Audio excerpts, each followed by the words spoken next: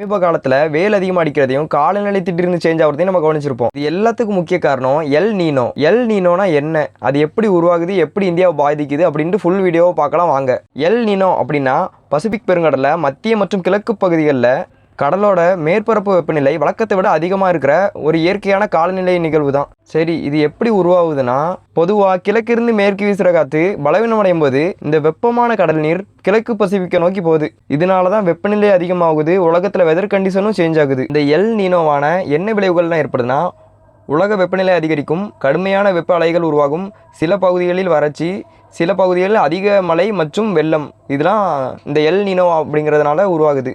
விவசாயிகளும் இதனால் பாதிக்கப்படலாம்.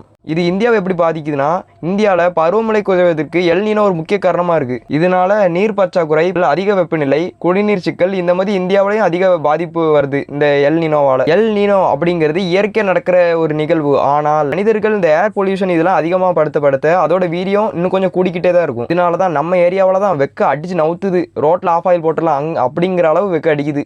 ஸோ இதுதான் இந்த வெப்பத்துக்கு பின்னாடி இருக்கிற ஒரு சயின்ஸ்.